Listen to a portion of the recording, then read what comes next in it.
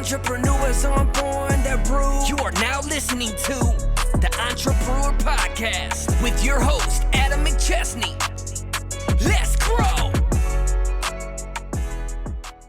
Welcome to the Entrepreneur Podcast. I am your host, Adam McChesney, and I want to thank you for being here today. We are live from Half Coast Studios here in St. Louis, Missouri. Thank you to Half Coast for this amazing setup and sponsoring the show. If you are looking to start your podcast or take your current one to the next level, then you definitely need to come check out what they have going on. Contact them today for a free consultation. If you're listening, please be sure to subscribe to the show and leave us a 5-star review on Apple and Spotify. We would love for you to share this on social media by tagging me and our guests, and this way we can get this incredible content out to more people. Today, we have yet another great episode lined up for you. This guest and I have been connected through the Apex community for quite some time. She is a high performer, and so much value is going to be provided to our audience in today's episode, and I can't wait for you to listen.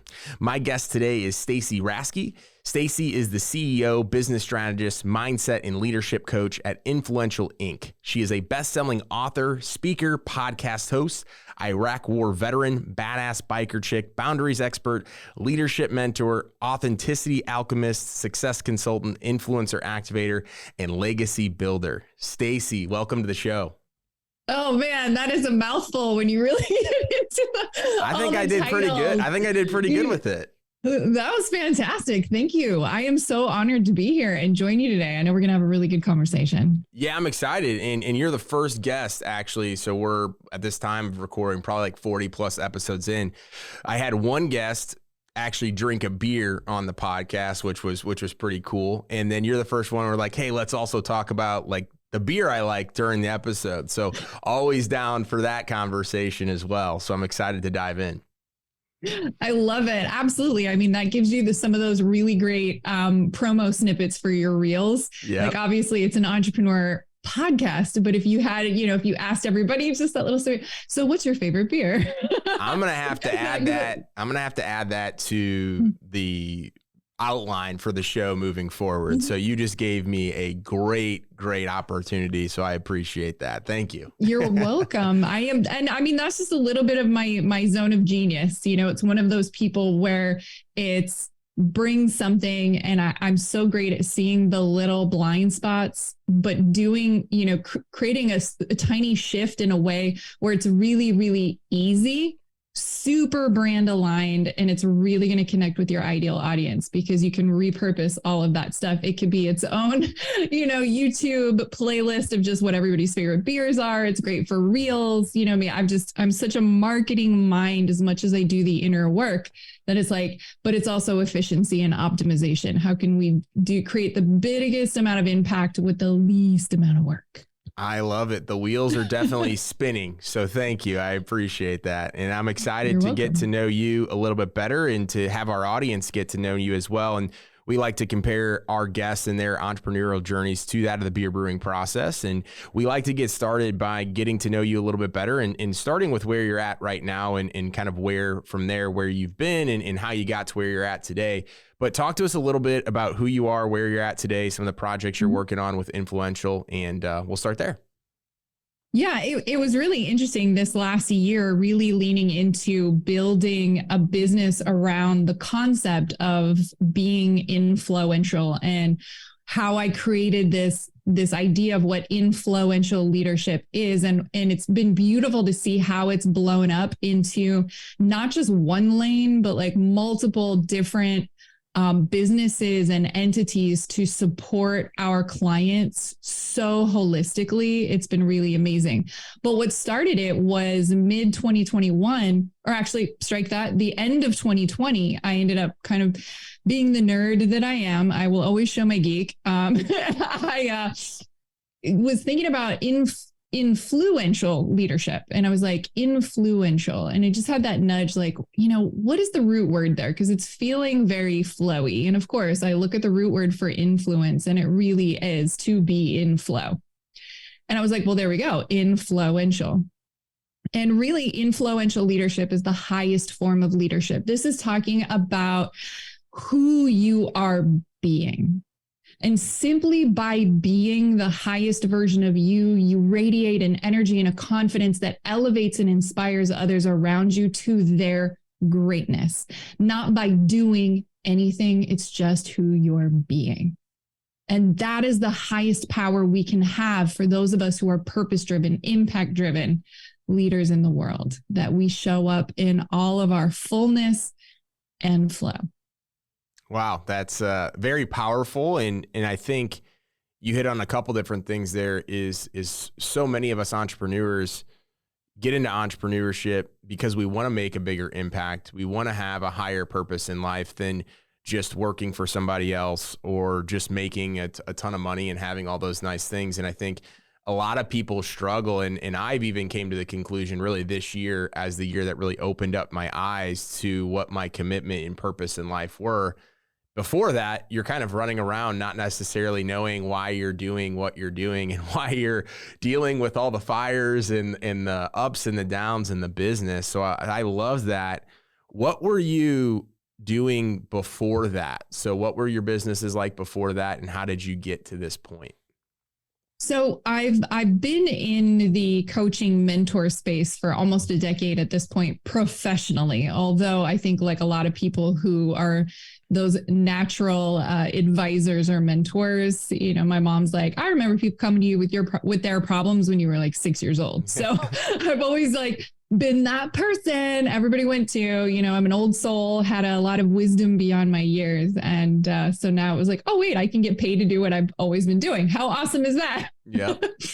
So as I started building my brands, I ended up separating all of the coaching, mentorship, leadership programs, courses, everything that we do for the individual into InFLOWential. And then I kept on my personal brand, all the stuff that's really just me. So my books, the journals, my speaking engagements, any of the corporate leadership consulting, excuse me, that I do. So what we have been able to do with the individuals and InFLOWential, the simplest way that I describe it is we scale leaders so they can scale their impact. So we really start on that internal work, really the deep identity integration. But once you get that clarity, now how do we begin bringing that into our ecosystem through systems and processes, through better communication, boundaries and accountability for our teams, and really being able to not just scale our impact, but create a high performance culture, improve profit, elevate efficiency, and help each person truly become a peak performer. Because as we're going to get more into in the conversation today, most of people who think they're a high performer are really just high functioning. And it's a high functioning stress response that's created an ROI. So they don't always realize until they hit burnout. And so for me, you know, just kind of keeping those separate, but I love that we took this inner work and I've been able to pivot it over towards larger companies and corporations where I help them create a high performance culture, doing the leadership development, changing the systems and processes for high levels of accountability, clarity, and expectation and roles, and then completely shifting the dynamics for trust, delegation, and most importantly, communication. And then having all of that start working together, that increases performance and profit for the entire ecosystem. I love that. And the word that keeps coming to my mind is what you're doing is so powerful because, as you mentioned, most of us, and I've even been there and still am in there in certain instances, is we think we're a high performer, right? We think that we're operating at such a high level, but we don't realize that we're doing all of these extra things when we really don't need to be doing them. And we have convinced ourselves that we're working so hard and that we're doing it for the right reasons. And in reality, we're overworking ourselves and we're not being efficient in what we do. So I love that aspect. Who is your ideal client, or who are the types of, what is the avatar that most of your clients present in, just so our audience knows who you work with? Yeah, absolutely. Well, and what you just described as a whole, right? All of that efforting, all of that hard work, all of that busyness and action, not necessarily equating to productivity, but definitely creating burnout. I call it hiding in the hustle. And that's really what we're doing. This is this high functioning that creates an ROI. If I'm avoiding my emotions, if I'm avoiding my relationships, if I'm avoiding the things that really are happening behind the scenes, and I mean, I'm wearing the mask with myself because we're great at lying to ourselves. And I just work really hard. All of that hustle definitely creates an ROI, but eventually the problem we see is because it's coming from that avoidance or that unhealthy motivation deep down, whether we are aware or not, we're utilizing finite resources like time and energy. And money, really. Because I see a lot of people just throw money at the problem. It's like, no. You can't just work harder, work longer, do more, or, fix the problem with cash. Yeah. We've got to completely reset the operating system, whether it's the individual or the entire corporation, the entire company. Oh, yeah. So my ideal client avatar, it's interesting because it's less about their industry and more about the type of person that they are. So really everything that we're going to get into describing is what I call kind of that natural alpha, right? The type A. Hello, control freaks. I'm a recovering control freak.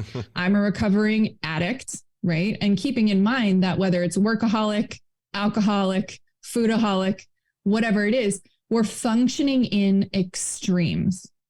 And the problem is we use things like pressure or procrastination to, for lack of a better term, find our edge, right? But man, when I get into that edge, I can hyper focus and do all that stuff, but that's not actually being peak performance, being in the zone, which is our flow state. And we don't need perfection or procrastination or negative reinforcement to activate that. It's just, that's the only way we know how to do it.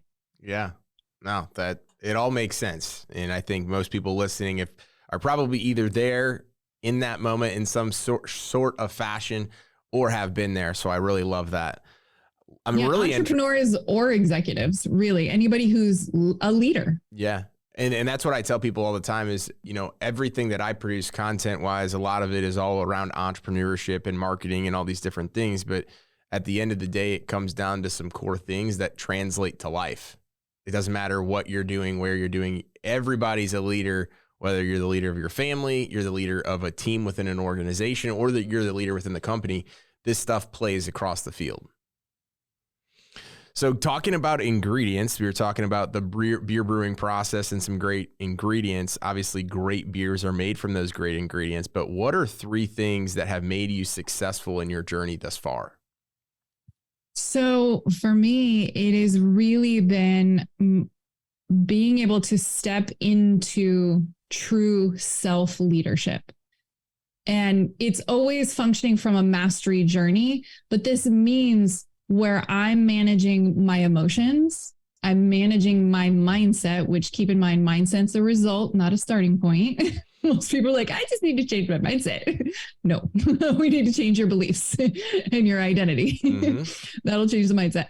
And the boundaries, right? And the boundaries with myself, respecting my time, my energy, my body, my commitments, my goals, respecting all of that and having that personal accountability and self-ownership and really having that high level of responsibility. I think that's huge. I think the boundaries aspect, I think that's one that a lot of entrepreneurs tend to forget. And, I think it's easy to forget because we're so worried about, as you mentioned, reaching that high performing level where we let something go or multiple things go in our life, whether it's our relationships or health and fitness, financial, whatever it might be. We're so worried about other people and sometimes other people more than we are ourselves. And we want to help everybody. We want to help our team. We want to help our clients, but then we're not even helping ourselves. And I think that's a huge, huge opportunity to be successful as an entrepreneur or just anybody in life in general. Well, and that's how I became a boundaries expert and really leaned into that lane, both with the individuals, with the teams, within the businesses and the companies, because it's always such a missing piece. There's a plague of a lack of boundary skills in the world because it's 100% taught. And then we live in, hustle culture where everything's measured by all of this external stuff, right? And a lot of us, myself included, a lot of generational patterns and trauma around self-sacrifice or worrying too much about doing everything and caring about everybody else and not ourselves. And my entire life was tied to external conditions. So when people tend to lack boundaries, what happens, and I see this with entrepreneurs, especially all the time, is they've always unknowingly struggled with having their own identity.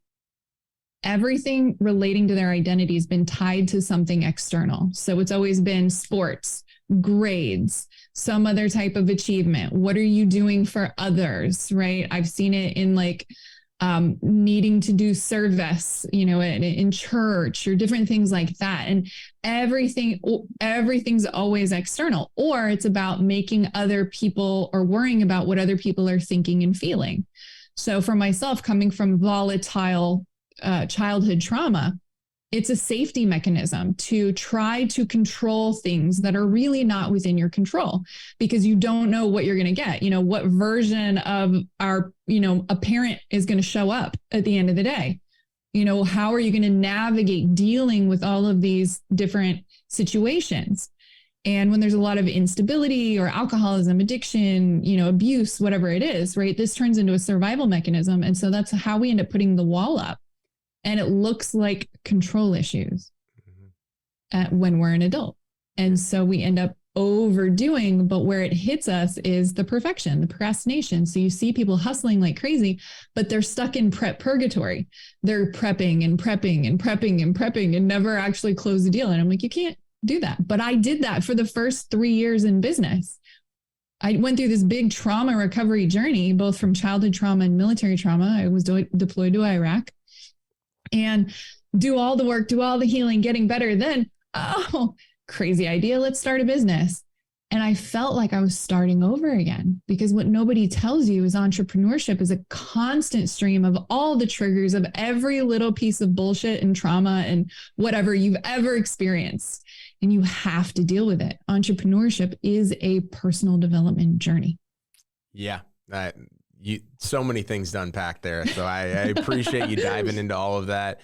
So much information for our audience, which is incredible. So thank you very much for sharing all that. You're welcome. The next thing, and this is, I'm very interested to really dive in, because you talk about your journey and where you've really got to now is it wasn't an overnight success. And most people think getting into entrepreneurship, they see other people do it. Oh, it's really easy. You mentioned, obviously, it's that personal development journey.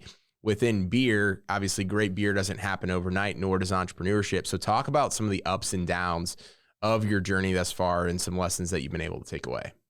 Yeah. I mean, the number one thing I tell people is they see me now doing all these big, amazing things, and they think that I've, of course, been doing this forever, and that's not the case. My rock bottom moment was at the end of 2014. So this is 2022. At the time of recording this, we're literally a few weeks away from my rock bottom anniversary, because it was in between Christmas and New Year's 2014. So 8 years. And it's been a crazy, crazy wild ride. But things did not start changing for me. I initially leaned in and completely transformed myself in 2015. Like after this, my last suicidal moment, total rock bottom, massive amount of clarity and self-ownership in the life I'd created. I mean, I weighed twice as much as I do now. I'd lost my corporate career as a pharmaceutical chemist. My marriage was falling apart. My health was in shambles.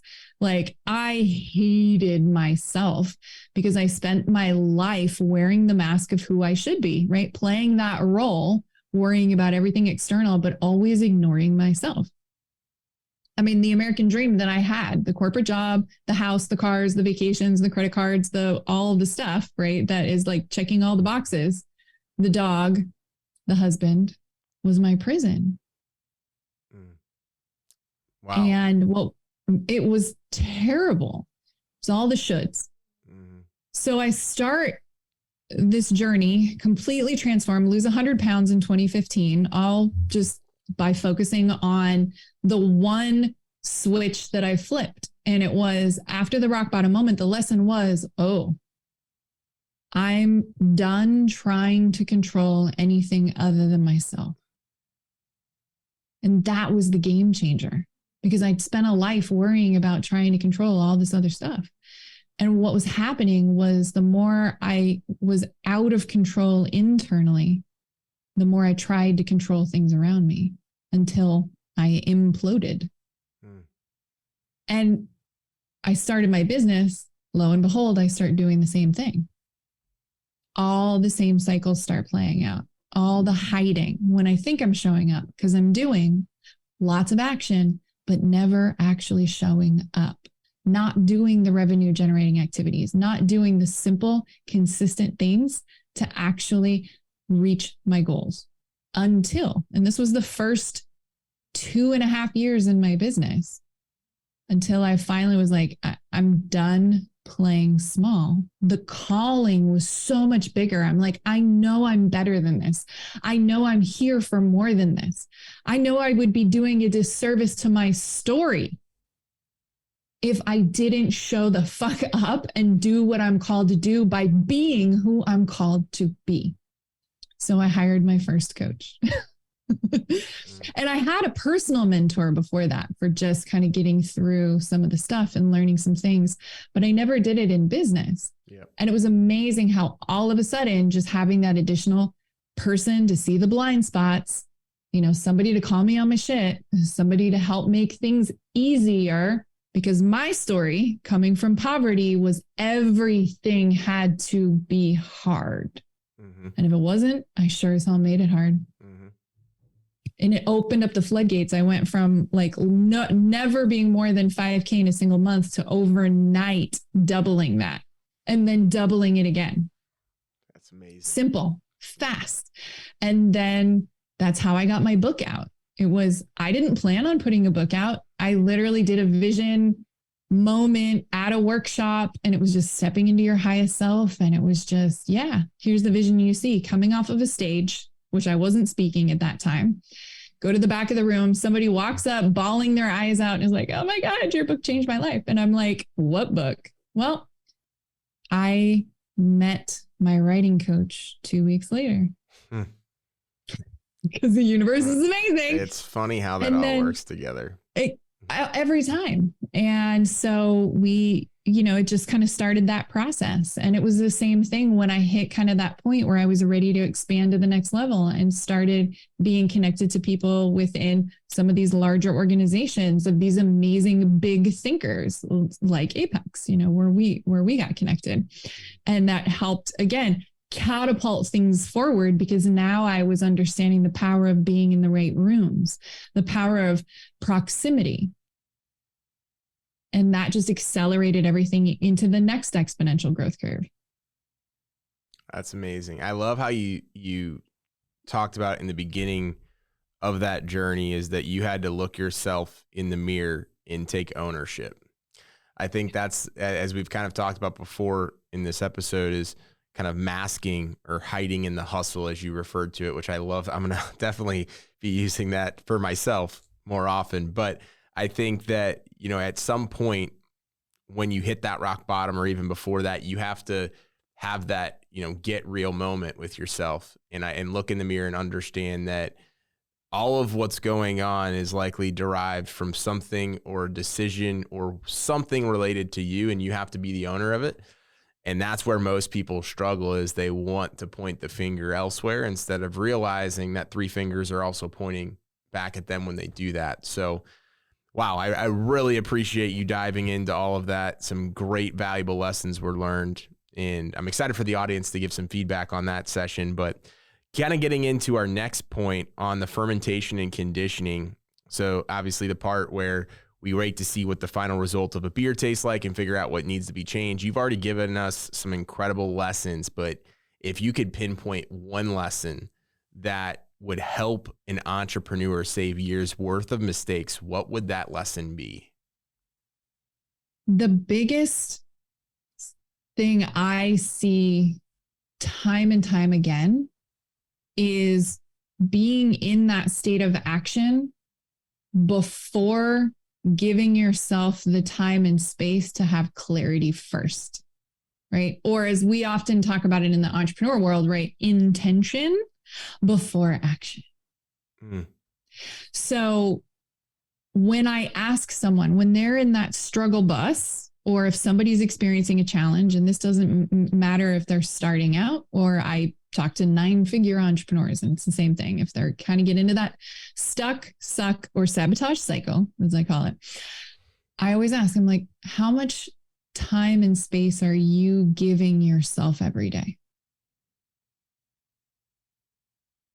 And one, it's to do the things that fill your cup. You know, we all know the power of morning routines and all the stuff like that. We need stuff daily to charge our batteries, to fill our cup, because we can't pour from an empty cup, but we've spent a lifetime doing it. So it's a big pivot, and it's just small stuff. But if you don't stop and give yourself the 30,000-foot view of your business, of your goals, of what you're doing this quarter, of what you're doing this month, and of what you're doing this week, so you know what you're doing today, you'll always be putting out fires and reactive without ever being proactive. That's an incredible lesson. And I think all of this stuff that you talk about kind of ties together, which I love that, because it's not just one thing that leads to where you're at today or where someone can deem themselves successful. There's multiple layers, but it all starts with us. And then there's a variety of different things that come together in order to do that. So I love that lesson. I love all of this stuff. I'm learning so much. So I literally, I get a ton of value out of these episodes myself. So I love that aspect of it as well. To kind of tie everything up together here, we'll get into the distribution aspect. So within beer, that's taking it to market and selling it.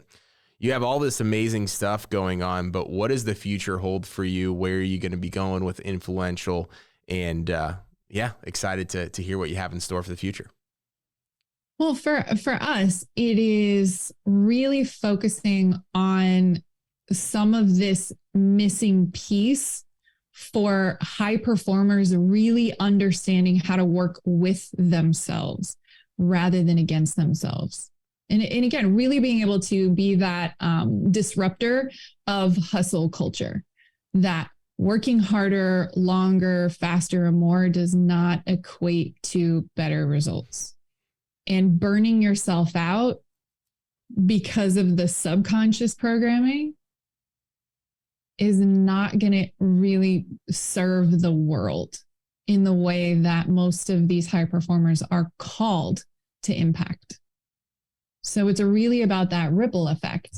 So the more stages that I have the opportunity to speak on, the more podcasts I get to share like this, the more people, the more leaders we get within our ecosystem, whether it's our courses, our programs, our masterminds. I mean, even launching our accountability program was simply because most programs lack accountability.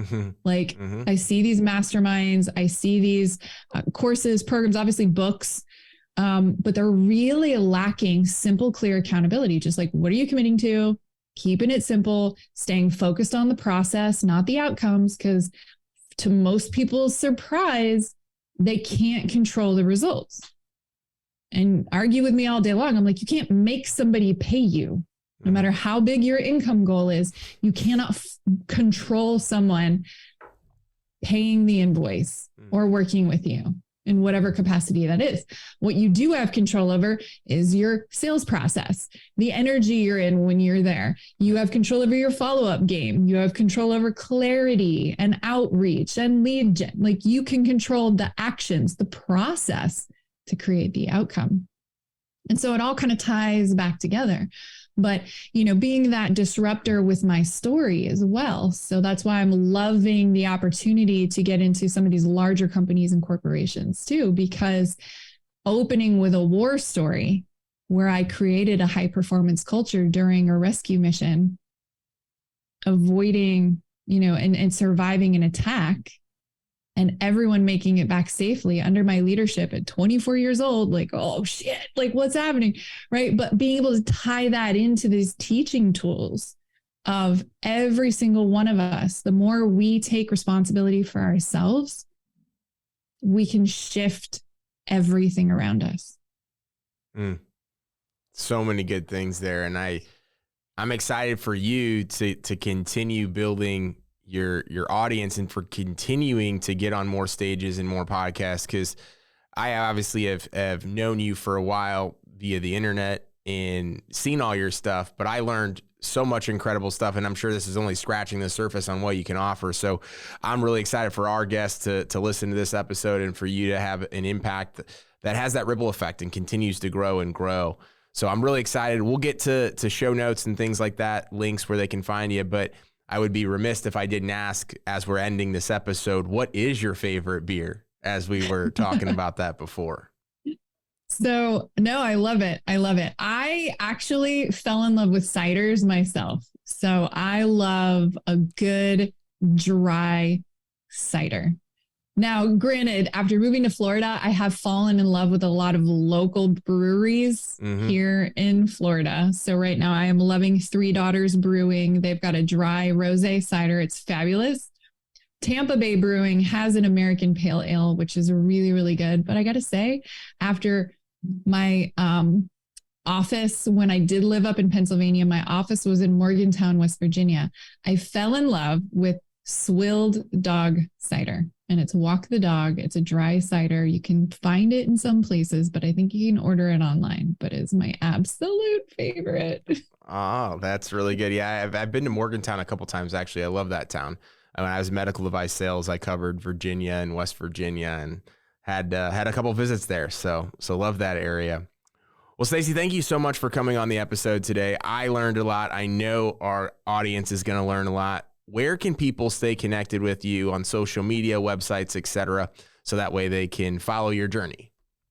Thank you. Yeah, absolutely. Well, I made it super hard with this beautifully branded name that I was born with. So if you search Stacy Raske online, anywhere, I come up. So stacyraske.com. I am on all the socials. And then as we are continuing to build momentum for InFLOWential, because we have our InFLOWential authors program to get your book done in 90 days or less. We've got our InFLOWential agency that does the bestseller book launches, do the marketing and CRM for coaches, consultants, and course creators, impactors, and then obviously leadership mastermind and everything. All of that kind of is still accessible from that main site, Stacy Raske, or again, all the socials. Awesome. We'll put that in the show notes so everybody can stay in touch with you. Stacy, thank you so much for coming on the episode today. It was amazing. Oh, you are so welcome. Thank you so much for having me. This was just a blast getting to talk about my journey like I was brewing an awesome beer. Love that. And I want to thank you again to the audience for tuning into today's podcast. Please be sure to subscribe, download, and share our content. Leaving a 5-star review goes a long way. And thank you again to Half Coast Studios. If you're here in St. Louis and looking to start your own podcast or take your current one to the next level, seriously come check out what they have going on here. We'll see you all next week. And remember, entrepreneurs aren't born, they are brewed.